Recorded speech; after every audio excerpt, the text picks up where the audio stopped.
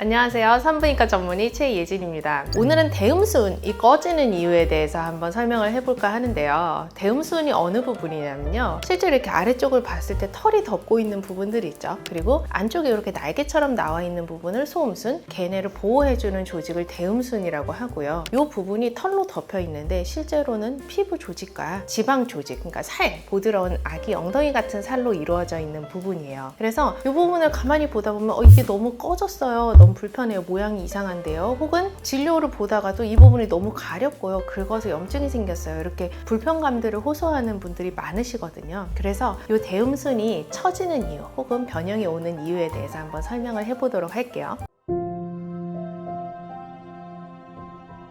첫 번째로는 노화예요. 당연히 이게 나이가 들면서 턱 주름도 처지고 볼살도 꺼지고 엉덩이도 처지는 것처럼 이 조직들이 아래로 향하게 돼 있어요. 그러면 피부도 늘어지고 지방 조직은 오히려 사라지게 되면서 굉장히 납작하고 혹은 주름이 생기는 그런 대음순 모양이 만들어지기도 합니다. 그러면 이게 나쁜 건가요? 그렇진 않아요. 다들 그냥 오는 것처럼 별로 불편감이 없다면 그냥 지켜보시면 되는데요. 이런 것들을 악화시키는 요인이 있을 거예요. 이 부분이 피부와 지방 조직으로 이루어져 있다고 했어요. 그러면 급격하게 살이 쪘다가 빠졌다가 하는 것들이 또 늘어지는 쉬운 요인이 될 수가 있을 것 같습니다. 왜냐하면 지방 조직이니까요. 살이 찌신 분들은 그 부분에도 포동포동하게 붓게 돼요. 그런데 또 급격하게 다이어트를 하면 우리 다이어트를 할 때 볼살과 얼굴살과 가슴이 먼저 빠지는 것처럼 그 대음순 부위의 지방 조직도 먼저 빠지게 됩니다. 그러면 늘어져 있던 피부가 제자리를 찾아가지 못하게 됐을 때 이런 과정들이 반복이 되면서 대음순 주름이 생기고 피부가 더 늘어지게 될 거예요. 그리고 우리 여자들도 질염이 잘 걸리거든요. 그래서 질 안에만 이런 염증들이 있고 분비물이 있을 때는 사실 대음순까지 영향을 미치지는 않아요. 그런데 이런 분비물들이 많아지고 염증이 심해지면서 대음순 피부도 가려워지고 또 염증이 반복되면서 착색이 되고 피부 조직이 변형이 되게 됩니다. 그래서 이런 질염들을 오래 방치를 하게 되면 외음부에 염증까지 생기면서 이런 대음순 모양을 변화를 시키기 때문에 가능하면 질염은 초기에 관리를 해주고 외음부 쪽까지 영향을 미치지 않게 해주는 것이 중요할 것 같습니다.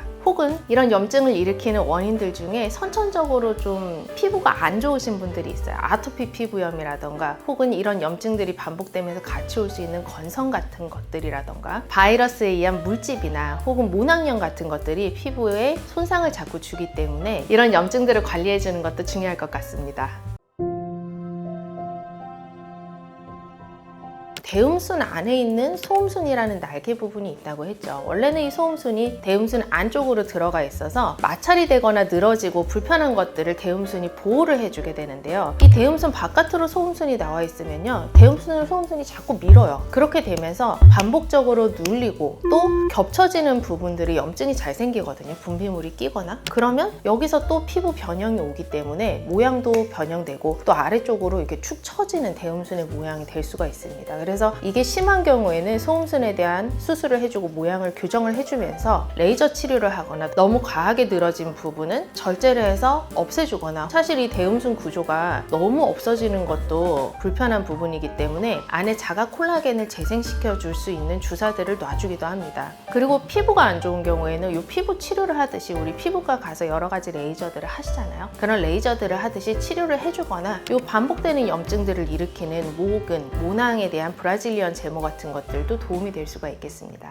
우리 노화에서 자연스럽게 오는 대음순을 어떻게 관리를 하면 될까요? 예전에 사실 이걸 볼 일이 별로 없었죠. 별로 관심도 없었고요. 그런데 요즘에는 타이트한 옷을 입거나 수영장을 가거나 혹은 청결을 위해서 여러 가지 이유들로 브라질리언 제모를 하면서 대음순 피부에도 많이 관심을 가지게 되었어요. 굉장히 좋은 일이죠. 옛날에는 피부과를 거의 안 갔었는데 요즘엔 다 관리를 하려고 열심히 다니고 밖에 나가면 선크림을 바르는 것이 습관화가 돼 있는 것처럼 우리 아래쪽 피부도 관리를 해주는 것이 본인의 건강과 연관이 있습니다. 그래서 이 부분은 특히나 호르몬의 영향을 많이 받고 점막으로 구성된 부분과 이어져 있기 때문에 수분 공급이 굉장히 중요합니다. 그래서 평소에 물을 많이 마셔주는 것도 굉장히 중요해요. 질염이나 유실금, 방광염, 뇌도 좋고 우리 피부 건강에도 항상 얘기하죠. 물을 많이 먹으라고 얘기를 하는 것처럼 이 부분도 건조함을 느끼고 염증이 잘 생긴다고 했을 때는 하루에 물을 1.5에서 2리터 정도 충분히 수분을 섭취를 해주는 것이 좋습니다. 또 또한 얘네들이 이제 샤워하고 씻고 그냥 방치를 할 것이 아니라요, 우리 여기 맞는 질 세정제, 약간 산성을 띠고 있는 피부에 맞는 세정제를 써주는 것도 좋고요. 물론 너무 무리해서 자극이 가게 세정을 할 필요는 없는데요, 뭐 세수를 비누로 해도 되고 바디 샤워로 해도 되지만 폼 클렌저를 쓰고, 머리도 비누로 감아도 되지만 우리가 샴푸와 린스를 쓰는 것처럼 아래쪽에도 자기한테 맞는 순한 세정제를 사용을 해주면 도움이 될 것 같습니다. 그 이후에는 염증이 생기지 않게 통풍을 잘 해주시고, 외음부에 쓸 수 있는 크림이나 겔 혹은 여러 가지 제품들이 있어요. 그래서 여기는 우리 몸 안쪽하고 가깝고 점막에 의해서 흡수가 잘 되는 부분이기 때문에 조금 더 안전한 제품들을 병원에서 처방받아서 쓸 수도 있습니다. 왜냐하면 피부질환, 뭐 아토피나 건성 같은 피부에 치료를 하듯이 창상 피복제를 처방을 하기도 하고요. 혹은 이제 에스트로겐이 감소를 했을 때는 이 에스트로겐을 소량 보충해 줄 수 있는 천연 제품들도 있어요. 에스트로 크림 같은 것들, 그런 것들을 자기한테 맞게 처방을 받으셔서 사용을 하는 것도 좋을 것 같습니다.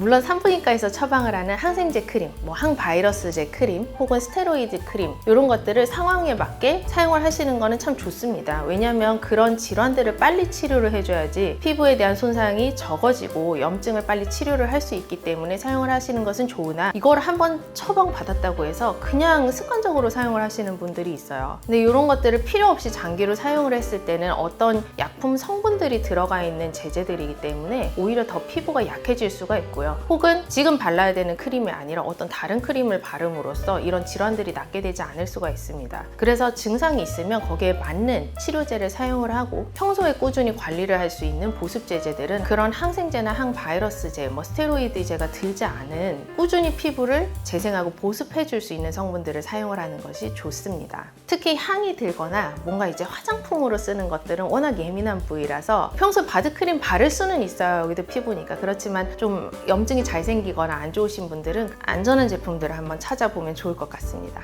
그리고 노화에 의한 외음부 처짐에 대해서 말씀을 드렸잖아요. 이건 건조증하고도 또 연관이 있어서 방금 전에 말씀드린 것 외에 에스트로겐을 보충을 해주는 것이 피부 노화를 좀 막아줄 수가 있어요. 그래서 먹는 호르몬제가 또 도움이 될 수가 있고요. 만약에 먹는 호르몬제를 먹기가 힘들거나 이런 증상이 먹을 정도가 아니라고 하면 국소적인 질정을 넣을 수가 있습니다. 또한 이제 습관들 있죠. 뭐 이제 혹시 성관계 할 때 자꾸만 상처가 나거나 건조할 경우에는 윤활제를 같이 사용을 해주는 방법도 있고, 아까 다이어트를 심하게 하는 것이 노화를 일으킨다고 했는데 실제로 지방세포가 왔다 갔다 하면서 우리 호르몬의 불균형을 일으키고요. 너무 마르신 분들은 골다공증 오는 것처럼 마찬가지로 호르몬이 안 나오면서 이런 피부 노화들이 올 수 있기 때문에 너무 심한 다이어트들은 지양을 해주시는 것이 좋겠죠.